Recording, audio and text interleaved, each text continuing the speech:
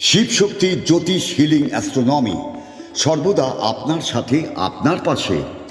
জীবনে প্রত্যেকটি সমস্যার সমাধানে মা কালী ও ভগবান গৌতম বুদ্ধের সাধনায় সিদ্ধিপ্রাপ্ত গোল্ড মেডেলিস্ট জ্যোতির্ময়ী সুতপা বোস, ভাগ্য বিশারদ, astrologer, tarot reader, crystal, Lama Fera healer, শিশু কাউন্সিলিংয়ে দক্ষ এবং অনুমোদনপ্রাপ্ত।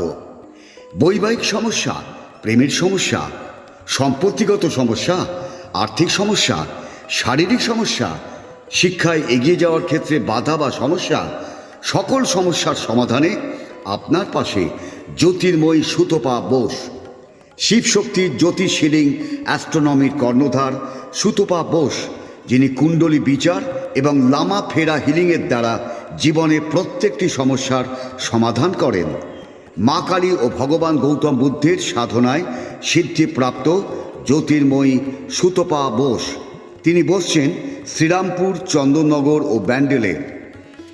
তার সাথে যোগাযোগ করতে ফোন করুন 8240964923, বাংলায় 8240964923।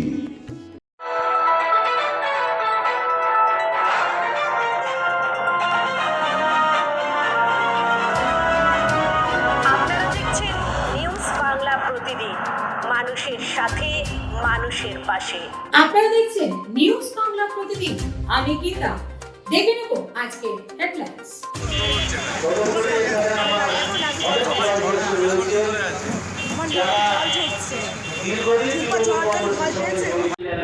কংগ্রেসের রাজত্বে তাদের পরিবারও আছে, যারা বামপন্থী সরকারের পুলিশের গুলিতে বিভিন্ন সময় মারা গেছে।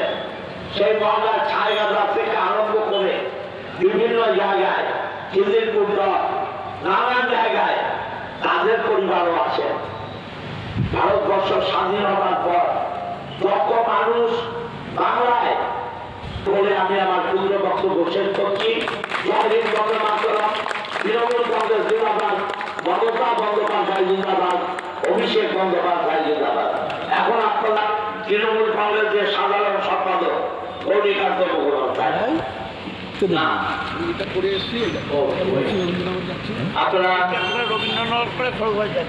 আপনারা সকল লিখিত মানুষ এখানে রয়েছে এবং আমার মহিলা তৃণমূল কংগ্রেস অদ্ভুত নির্বাচন ব্যবস্থা পশ্চিম বাংলায় মার্ক্সবাদী কংগ্রেস পার্টি তৈরি করেছিল।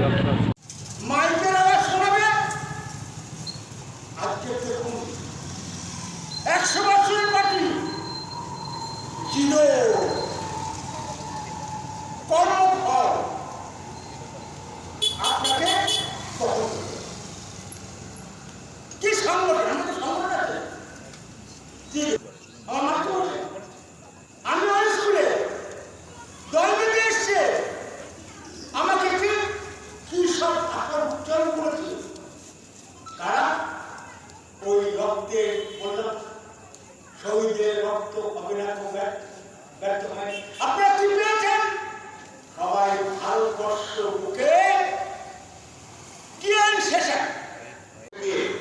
অনুরোধ, আপনারা আগামী 21শে জুলাই যে অন্যায়, যে বর্বরচিত আক্রমণ আমাদের সহযোদ্ধাদের প্রতি হয়েছিল, সেই আক্রমণকে আপনারা আক্রমণে যে হয়েছিল সেই আক্রমণকে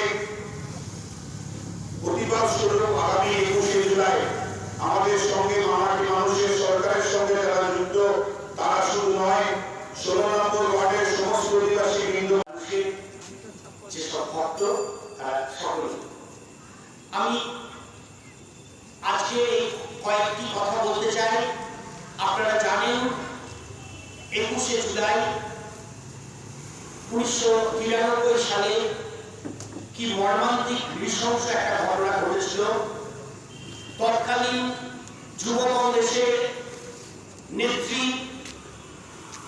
মমতা ব্যানার্জি বামফ্রন্ট সরকারের সাইন্টিফিক পদ্ধতি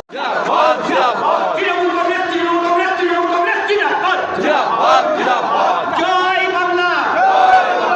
21শে জুলাই ধর্মতলা চলো।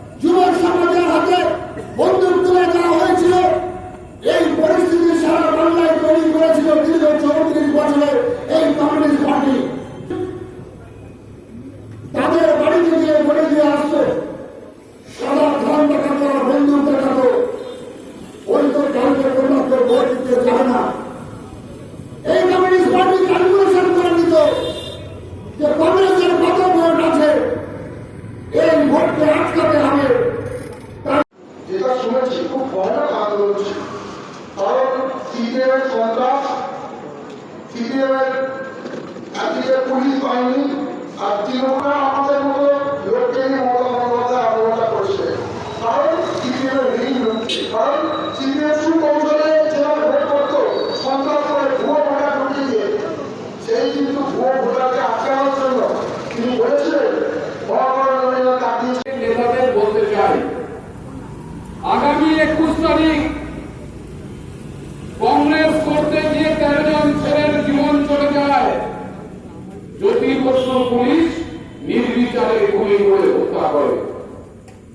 আমি সিপিএম এর কমরেড, তোমরা আগামী 21 তারিখ এই 13টা ছেলে যে মারা গেল আমাদের সহকর্মী, তাদের আত্মার শান্তির জন্য শহীদ বেদিতে তোমরা মালা দেবে তো? জাতীয় কংগ্রেসের কাছে প্রশ্ন করতে চাই, তোমরা সিপিএম কে বলতে পারবে সামলাবো? তৎকালীন মুখ্যমন্ত্রী জ্যোতি বসু তখন পুলিশ কমিশনারকে তিনি নির্দেশ দিলেন, পুরো স্টুডিও থেকে যদি মহাকরণের দিকে এগোতে থাকে, যদি পরিস্থিতি খারাপের দিকে যায়, মমতা ব্যানার্জির কর্মীরা যদি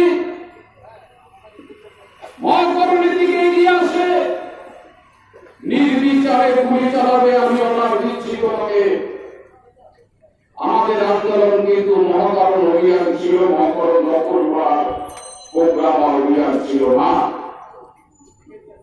আমাদের শান্তিপূর্ণ মহাকরণ অভিযান ছিল। আমাদের 3টে দাবি ছিল।